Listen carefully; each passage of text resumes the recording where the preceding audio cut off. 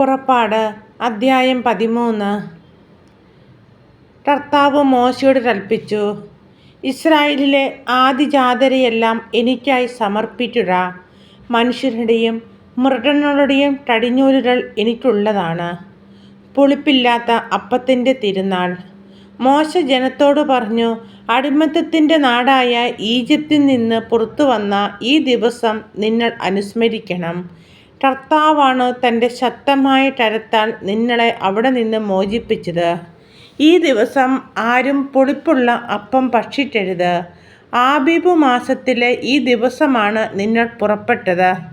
കാനാന്യർ, ഹിത്യർ, അമോര്യർ, ഹിവ്യർ, ജബൂസിയർ എന്നിവരുടെ നാട്ടിലേക്ക് നിങ്ങൾക്ക് നൽകാമെന്ന് കർത്താവ് നിങ്ങളുടെ പിതാക്കന്മാരോട് വാഗ്ദാനം ചെയ്ത തേനും പാലും ഒഴുകുന്ന ദേശത്തേക്ക് അവിടുന്ന് നിങ്ങളെ പ്രവേശിപ്പിച്ചു കഴിയുമ്പോൾ ഈ മാസത്തിൽ ഈ കർമ്മം നിങ്ങൾ അനുഷ്ഠിക്കണം. നിങ്ങൾ 7 ദിവസത്തേക്ക് പുളിപ്പില്ലാത്ത അപ്പം ഭക്ഷിക്കണം. 7-ാം ദിവസം കർത്താവിൻ്റെ തിരുനാളായി ആചരിക്കണം. 7 ദിവസത്തേക്ക് പുളിപ്പില്ലാത്ത അപ്പമേ ഭക്ഷിക്കാവൂ. പുളിപ്പുള്ള അപ്പം നിങ്ങളുടെ പക്കൽ കാണരുത്. പുളിമാവ് നിങ്ങളുടെ നാട്ടിലെങ്ങും ഉണ്ടായിരിക്കരുത്. ആ ദിവസം നിന്റെ മകനോട് പറയണം, ഈജിപ്തിൽ നിന്ന് ഞാൻ പുറത്തു പോന്നപ്പോൾ കർത്താവ് എനിക്ക് വേണ്ടി പ്രവർത്തിച്ചതിൻ്റെ ഓർമ്മയ്ക്കായിട്ടാണിത്.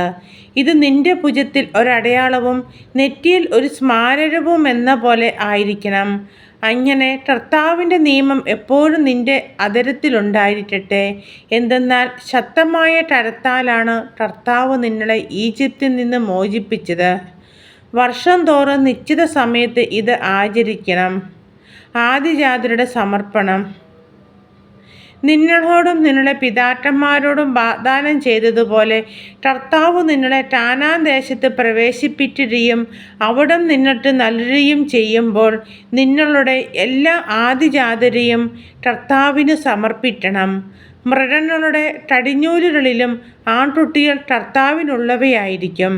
എന്നാൽ ഒരു ആട്ടിൻകുട്ടിയെ പകരം കൊടുത്ത് കഴുതയുടെ കടിഞ്ഞൂലിനെ വീണ്ടെടുക്കാം. വീണ്ടെടുക്കുന്നില്ലെങ്കിൽ അതിൻ്റെ കഴുത്ത് ഞെരിച്ച് കൊന്നു കളയണം.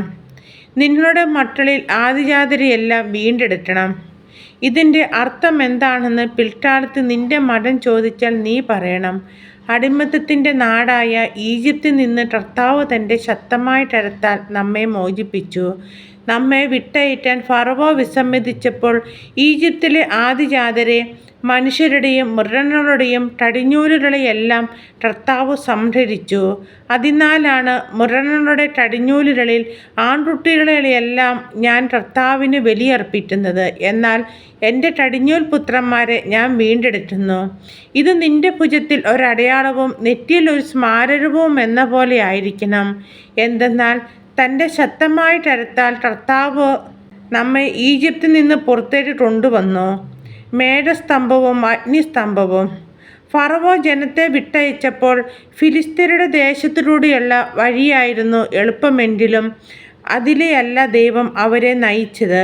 കാരണം യുദ്ധം ചെയ്യേണ്ടി വരുമോ എന്ന് ഭയപ്പെട്ട് മനസ്സ് മാറി ജനം ഈജിപ്തിലേക്ക് മടങ്ങിയേറ്റുമെന്ന് അവിടുന്ന് വിചാരിച്ചു.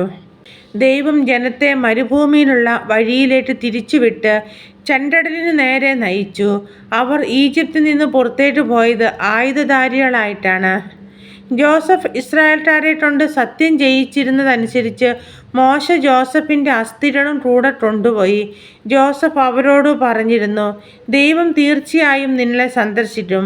അപ്പോൾ എൻ്റെ അസ്ഥികൾ ഇവിടെ നിന്ന് നിങ്ങളുടെ കൂടെ കൊണ്ടുപോകണം. അവർ സുക്കോത്തിൽ നിന്ന് മുമ്പോട്ട് നീങ്ങി മരുഭൂമിയുടെ അരിയിലുള്ള ഏത്താമിൽ കൂടാരമടിച്ചു. അവർക്ക് രാവും പകലും യാത്ര ചെയ്യാനാവും വിധം പകൽ വഴികാട്ടാൻ ഒരു മേഘസ്തംഭത്തിലും രാത്രിയിൽ പ്രകാശം നൽകാൻ ഒരു അഗ്നിസ്തംഭത്തിലും കർത്താവ് അവർക്ക് മുമ്പേ പോയിരുന്നു. പകൽ മേഘസ്തംഭമോ രാത്രി അഗ്നിസ്തംഭമോ അവരുടെ മുമ്പിൽ നിന്നു മാറിയില്ല.